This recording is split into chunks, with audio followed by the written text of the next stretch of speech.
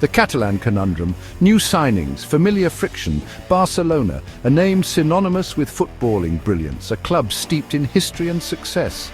Yet even giants can stumble, and recent events have cast a long shadow over the Camp Nou.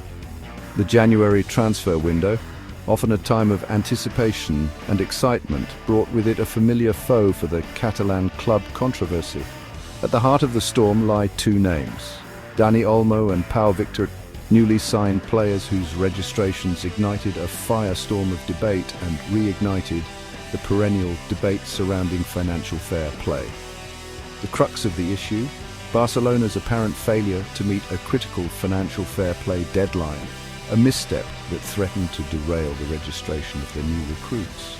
As the clock ticked down to the December 31st, 2024 deadline, a sense of unease settled over the Camp Nou. Would Barcelona, a club that has become almost synonymous with pushing the boundaries of financial regulations, once again find themselves on the wrong side of the line? The answer, it seemed, was a resounding yes. La Liga and the Royal Spanish Football Federation, the governing bodies of Spanish football, delivered a blow to Barcelona's aspirations, initially refusing to sanction the registrations of Olmo and Victor. The reason? Barcelona, they argued, had failed to comply with the stringent financial fair play regulations, throwing the club's transfer dealings into disarray. The news sent shockwaves through the world of football. Barcelona, a club accustomed to getting their own way, had seemingly met their match. The Catalan giants, it appeared, were not above the law, and the ramifications of their alleged transgression promised to be significant. Financial fair play, the often misunderstood and frequently maligned regulations designed to bring financial stability to the beautiful game, found itself thrust into the spotlight once more.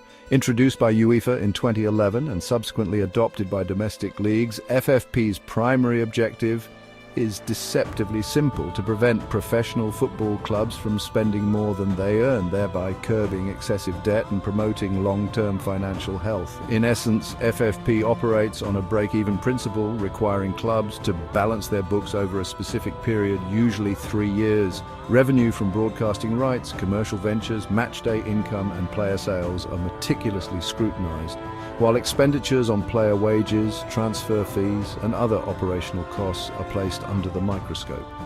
The rationale behind FFP is laudable, aiming to create a more equitable playing field where success is achieved through prudent financial management rather than reckless spending sprees. By imposing limitations on clubs' ability to splash the cash, FFP seeks to prevent a widening gulf between the game's financial heavyweights and their less affluent counterparts. However, the implementation and enforcement of FFP have been fraught with complexities and inconsistencies, leading to accusations of loopholes, favoritism, and a lack of transparency. Critics argue that the regulations disproportionately benefit established clubs with existing wealth and global brand recognition, while hindering the ambitions of smaller clubs striving to break into the upper echelons of the game. The backlash to Barcelona's registration saga was swift and fierce.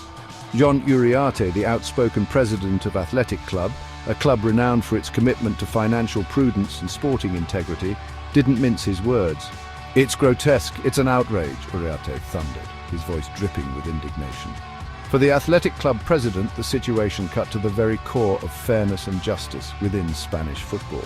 Uriarte's anger was palpable, his words echoing the sentiments of many within the game who felt that Barcelona were once again receiving preferential treatment. "We've been saying for a long time that the rules are not applied equally," Uriarte continued, his tone laced with frustration. The implication was clear. Barcelona, by virtue of their stature and influence, were operating under a different set of rules, while other clubs were held to a stricter standard. Athletic Club, with their proud history and unwavering commitment to homegrown talent, represented a stark contrast to Barcelona's global brand and seemingly bottomless pockets. Uriarte's outburst was not merely a case of sour grapes, but a passionate defense of the values that he believed should underpin the beautiful game. The Basque Club, with their unique policy of fielding only players of Basque origin, had long been a symbol of sporting integrity and financial responsibility. Uriarte's words carried weight, his condemnation of Barcelona's actions resonating far beyond the confines of the San Mamés Stadium. La Liga president Javier Tebas, never one to shy away from controversy, added his voice to the chorus of disapproval. Tebas, a staunch advocate for financial responsibility within the game, was quick to condemn Barcelona's actions, his words laced with a mixture of disappointment and thinly veiled disdain. It is surprising that the CSD has granted this authorization without even notifying La Liga, Tebas remarked, his tone laced with sarcasm.